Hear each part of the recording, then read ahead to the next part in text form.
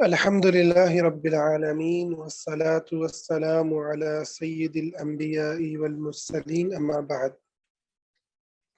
یہ حدیث ہے، اس کو میں شیئر کرتا ہوں۔ اچھا، یہ نا کوئی ذمہ لے لینا کہ یہ جو حدیث ہے نا، اگلی حدیث وہ ہر دفعہ شیئر کر دیا کریں، تاکہ جو ہے پھر وہ دیکھنا آسان ہو۔ چلیں آج اس کو ویسے ہی پڑھ لیتے ہیں۔ باب ہے باب من کریہ ان یعود فی الکفر کما یکرہ ان یلقى فی النار من الایمان۔ اس بات کا بیان کہ آدمی کفر کی طرف واپسی کو اس طرح سے برا جانے کہ جیسے وہ آگ میں گرنے کو برا جانتا ہے۔ فرمایا یہ بات بھی ایمان میں شامل ہے۔ اس حدیث کے راوی ہیں انس رضی اللہ عنہ۔ نبی صلی اللہ علیہ وسلم سے روایت کرتے ہیں، آپ نے فرمایا ثلاث من کن فیہ وجد حلاوت الایمان، جس میں یہ تین باتیں ہوں اس نے ایمان کی مٹھاس پا لی، ایمان کا مزہ پا لیا۔ من کان اللہ ورسولہ احب الیہ مما سواہما، پہلی بات کہ جس کے لیے اللہ اور اس کے رسول ہر چیز سے زیادہ محبوب ہو، ہر دوسرے بندے سے زیادہ محبوب ہو۔ ومن احب عبدا لا يحبه الا للہ، جو کسی بندے سے محبت کرے اور اس کی یہ محبت اللہ کے سوا کسی اور چیز کے لیے نہ ہو،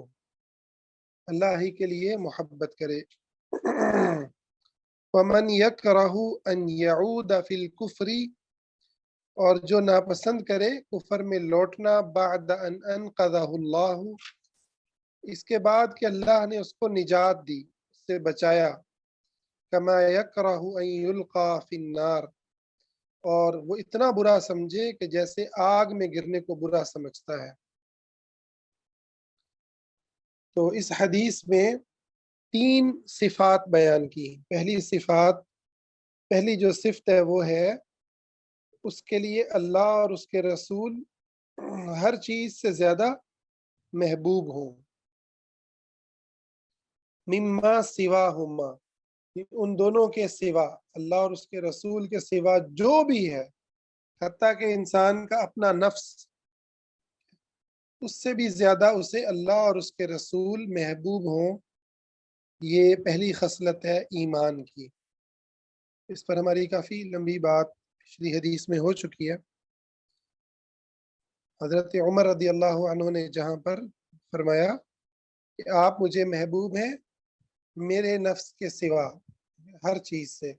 تو آپ صلی اللہ علیہ وسلم نے کہا نہیں، یہ ایمان نہیں ہے۔ حضرت عمر نے کہا کہ آپ اب مجھے اپنی جان سے بھی زیادہ محبوب ہیں۔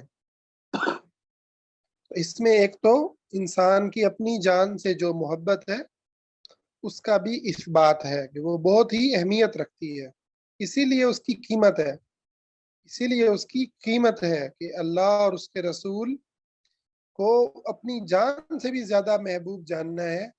پھر ایمان ملے گا، پھر اللہ کا قرب ملے گا، پھر اسلام کا جو وصف ہے، ٹائٹل ہے، وہ سجے گا۔ تو اگر کسی کا نفس ہی بیمار ہے، نفس کی عزت ویسے ہی اس کے ہاں نہیں ہے، تو وہ اس کے لیے ایک بہت بڑا مسئلہ ہے نا۔ اس کو سمجھنا چاہیے کہ وہ ایک بیماری کا شکار ہے اور اس کو درست کرنا چاہیے۔ اپنے آپ سے محبت کا پایا جانا یہ فطرت کی علامت ہے، اور اپنے آپ سے نفرت، اپنے آپ کی بے قدری، بے توقیری، یہ فطرت کے اندر بیماری کی علامت ہے کہ فطرت پر انسان نہیں رہا، اور اللہ اور اس کے رسول اپنی جان سے بھی زیادہ محبوب ہوں۔ اور دوسری بات فرمائی کہ وہ بندے سے کسی بھی بندے سے محبت کرے تو اللہ کے لیے کرے۔ تو محبت کے بہت سارے اسباب ہو سکتے ہیں، رشتہ داری ہے، میاں بیوی کی محبت ہے، کسی کا احسان اتارنا ہے، لیکن ان ساری محبتوں میں جو محبت باقی رہنے والی ہے، جو محبت انسان کے آخرت میں کام آنے والی ہے، وہ محبت ہے جو اللہ کے لیے ہو۔ تو اس کا یہ مطلب نہیں ہے کہ وہ جو خاندان کی، اب کسی کا بیٹا ہے، کوئی کسی کا باپ ہے، کسی کی بیوی ہے، تو اس کی وہ محبت نہیں ہوگی، یہ مطلب نہیں ہے۔ یا کسی نے کسی پہ احسان کیا تو وہ محبت نہیں پائی جائے گی۔ اس میں بڑی ہی باریک نقطہ ہے کہ وہ جو محبتیں ہیں ساری کی ساری، وہ اللہ کی محبت کے تابع ہوں گی، اللہ کی محبت کے تابع ہوں گی۔ اگر کوئی شخص اپنی اولاد سے محبت کر رہا ہے اور وہ محبت اللہ کی محبت کے تابع ہے، اللہ کی محبت کے اوپر مقدم نہیں ہے، اللہ رسول سے زیادہ اس کو آگے نہیں رکھ رہا، اس صورت میں وہ اس کے لیے اللہ ہی کے لیے محبت کر رہا ہے۔ ایسے ہی میاں بیوی کا تعلق ہے، اور اسی طرح سے دیگر سارے کے سارے رشتے ہیں، چاہے خونی ہوں، چاہے احسان سے تعلق رکھنے والے ہوں، یا ملک، قوم، قبیلے، رنگ، نسل سے تعلق رکھنے والے ہوں، یہ سارے کے سارے رشتے اگر اللہ رب العزت کی محبت کے انڈر ہیں، اللہ تعالیٰ کی محبت ان سب پر غالب ہے، اور اللہ کا جو حکم ہے، اللہ کے احکامات ہیں، اس کو انسان ان کی محبت کی وجہ سے نہیں توڑ رہا، تو یہ شخص پھر ان سے اللہ ہی کے لیے محبت کر رہا ہے۔ تو دیکھیں اس میں ایک بڑی کمال کی چیز ہے کہ محبت کا جو محور ہے وہ خدا کی ذات کو قرار دیا جا رہا ہے۔ دیکھیں یہ بڑی ہی اہم بات ہے، محبت کا جو محور ہے وہ خدا کی ذات کو قرار دیا جا رہا ہے۔ یہ انسان کی دنیا کی زندگی کی جو پالیسی ہے، ٹھیک ہے، اس کی زندگی کے جو اصول ہیں، یہ اس کو طے کرتا ہے کہ آپ کی اپنے میاں سے بہت محبت ہے، میاں کو بیوی سے بہت محبت ہے، دیگر رشتوں میں یقیناً محبت پائی جاتی ہے،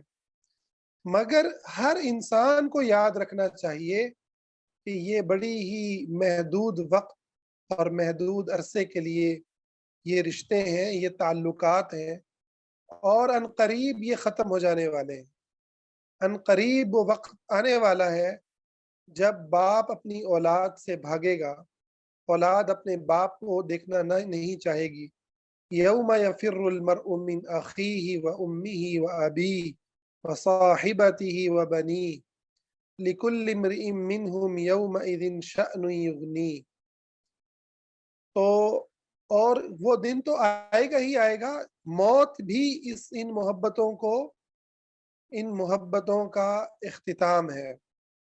محبت تو رہتی ہے مگر ساتھ نہیں رہتا، محبت تو رہتی ہے مگر کوئی کسی کی مدد نہیں کر پاتا، الا یہ کہ خود اس نے اپنے آپ سے محبت کی ہو، یعنی اپنے خدا سے محبت کی ہو، کہ اپنے آپ سے وہی محبت کرتا ہے جو اپنے خالق سے محبت کرتا ہے، جو اپنے مستقبل سے محبت کرتا ہے، جو اپنی قبر کی زندگی سے محبت کرتا ہے، جو حشر کے دن کس سے محبت کرتا ہے کہ اس دن میں مصیبت سے بچ پاؤں، جو جہنم سے بچنے اور جنت میں جانے سے محبت کرتا ہے کہ مجھے جنت مل جائے اور میں جہنم سے بچا لیا جاؤں، وہی شخص اپنے آپ سے محبت کرتا ہے۔ اس لحاظ سے سیلف لو کے وہ فلسفے جو مغرب ہمیں دے رہا ہے، ٹھیک ہے، جس کے اندر وہ اللہ سے ہی آزاد کرنا چاہتا ہے کہ آپ کے دل میں جو آ رہا ہے من مانی خواہش، اپنی خواہشات کی جو ہے وہ اس میں منمانی کرتے پھریں، تو حقیقت میں وہ اپنے آپ سے نفرت کا سبق دے رہا ہے، نہ کہ محبت کا، کیونکہ عنقریب موت کے بعد پھر جس نے خدا کی نافرمانیاں کی، جس نے اپنی خواہشات کو اندھا دھند پورا کیا، شریعت کے تابع لائے بغیر پورا کیا، پھر اسے قبر میں عذاب کا سامنا کرنا ہے، پھر حشر اور روز قیامت اور جہنم کے گڑھے ہیں، سختیاں ہیں۔ اس لیے سیلف لو اور اپنے آپ سے محبت کرنے کی سب سے بڑی علامت یہ ہے کہ انسان اپنے خالق سے محبت کرے، اپنے محسن سے محبت کرے، جس نے اسے یہ ساری نعمتیں عطا فرمائی، اس سے محبت کرے، اور جتنے بھی رشتے ہیں ان رشتوں کو اللہ کی محبت کے تابع کر دے، ان رشتوں کی محبتوں کو اللہ کی محبت پہ فوقیت نہ دے۔ اللہ نہ چھوٹے، باقی سب چھوٹ جائیں خیر ہے، ماں باپ قربان، میاں بیوی ایک دوسرے کو قربان کر دیں، اولاد قربان، ہر چیز قربان، مگر اللہ رب العزت، اللہ کی محبت سے دل خالی نہ ہو، اللہ کے دربار میں دھتکارے نہ جائیں، اللہ سے غداری کے مرتکب نہ ہو، اللہ کے قرب سے محروم نہ ہو۔ تو یہ بہت ہی ضروری ہے کہ انسان اللہ کی محبت کو ہر محبت پر فوقیت دے، اور اس سے اگر کبھی گناہ ہو جائے کسی اور کی محبت میں تو اس کو محسوس کرے۔ خواہشات نفس نے غلبہ پایا اور گناہ ہو گیا، آنکھوں نے گناہ دیکھ لیا، کانوں نے گناہ سن لیا، زبان نے گناہ کی بات بول دی، یا دل نے کوئی جرم کر لیا۔ دل بھی جرم کرتے ہیں نا، اور دل کے جرم تو سب سے بڑے ہوتے ہیں۔ دل کی جو دنیا ہے اس کو تو ہم دیکھتے ہی نہیں ہیں۔ دل میں کہیں پر خدا کو اگنور کر دیا، خدا تعالیٰ کی محبت کو اگنور کر دیا، اس رب کے احسانات کے بدلے میں جھک جانے کی بجائے دل کسی اور چیز کے اوپر مر مٹا، تو پھر فوراً توبہ کرتے ہیں، استغفار کرتے ہیں۔ امام ابن تیمیہ نے بڑی خوبصورت بات کی، انہوں نے کہا ایسا کوئی متقی انسان نہیں دنیا میں، کوئی متقی انسان نہیں کہ جو گناہ ہی نہ کرتا ہو امتیوں میں۔ انبیاء کی تو الگ بات ہے، کوئی ایسا امتی نہیں امتیوں میں جو ولی اللہ ہو، متقی ہو، یعنی وہ گناہ ہی نہ کرتا ہو۔ گناہ ہر ایک سے ہوتے ہیں، تو ولایت کا یہ تصور باطل ہے، گناہ ہی نہیں ہوتے، گناہ ہوتے ہیں، نیک سے نیک بندے سے بھی گناہ ہوتے ہیں، مگر ولایت کیا ہے، تقوی کیا ہے کہ پھر اللہ کی طرف پلٹنا ہو، پھر توبہ استغفار ہو، پھر اللہ سے دعا اور التجا ہو، پھر اپنی غلطی پر ندامت ہو، پھر اپنی دل کا محاسبہ ہو۔ تو یہ محبت اللہ رب العزت نے اس میں ایمان کی حلاوت قرار دیا ہے، اور یقین مانے بہت بڑی چیز ہے اگر اس کو ہم پریکٹس کریں۔ اگر آپ اللہ رب العزت کے بات کو سامنے رکھتے ہوئے آپ کو لگتا ہے کہ میرے والد نے، میری والدہ نے یہ غلط بات کہی ہے، آپ ان کے خلاف گواہی دیتے ہیں، رشتہ داروں میں لڑائی ہو گئی، آپ کے والدین کی غلطی ہے، آپ رشتہ داروں کے سامنے گواہی دیتے ہیں کہ نہیں میرے والدین سے غلطی ہوئی، میرے بھائی کی غلطی تھی، میری بہن کی غلطی تھی، میری اپنی غلطی تھی، یا میری بیوی کی غلطی تھی، میرے میاں کی غلطی تھی، کسی بھی قسم کی گواہی دیتے ہیں، اس سے آپ کے دل میں اللہ رب العزت کے ایمان کی حلاوت اور اطمینان اور سکون محسوس ہوتا ہے۔ اور اگر ہم اپنے رشتوں کو حق کے اوپر غالب کر دیں، ان کی محبت کو حق کے اوپر غالب کر دیں، حق کو چھپا لیں، حق کو دبا دیں، تو پھر شاید رشتوں کا پیار تو مل جائے، دل کا سکون چھن جاتا ہے۔ دل کا سکون برباد ہو جاتا ہے۔ آج ہمارے گھروں کی بد امنی کی ایک بڑی وجہ یہی ہے کہ ہم حق کی گواہی دینے میں، حق کا اعلان کرنے میں، حق کا ساتھ دینے کی بجائے بس اپنے رشتوں کا ساتھ دیتے ہیں، اپنے نفس کا ساتھ دیتے ہیں۔ نفس چاہے باطل ہے چاہے صحیح ہے، اپنی انا کے بت کو توڑ نہیں پاتے، اس لیے ہمارے دلوں میں سکون نہیں آتا، راحت نہیں آتی، اطمینان نہیں ملتا، کیونکہ ہمارے اندر اندھیرا آ جاتا ہے، اندر برائی اور تکلیف سے دل بھر جاتا ہے۔ لیکن اگر انسان اللہ رب العزت کو سامنے رکھتے ہوئے حق کا ساتھ دے اور صحیح بات کہے تو یقیناً اسے اس کے دل میں ایمان کی حلاوت محسوس ہو۔ اور یہ صرف والدین اور اس معاملے میں نہیں، بلکہ خاص طور پر دینی طبقوں میں اپنے مسلک کے خلاف گواہی دینا، اپنی جماعت کے خلاف گواہی دینا، اپنی سیاسی پارٹی کے خلاف گواہی دینا، حق کی بات جہاں پر بھی ہو اس کی سچائی کی گواہی دینا،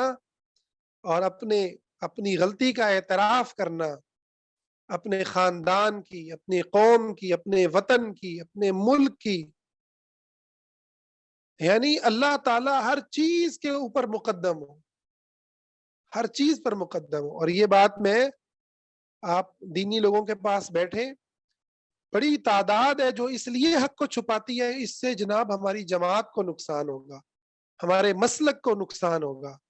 ہماری تنظیم کو نقصان ہوگا، ہمارے خاندان کی ناک کٹے گی،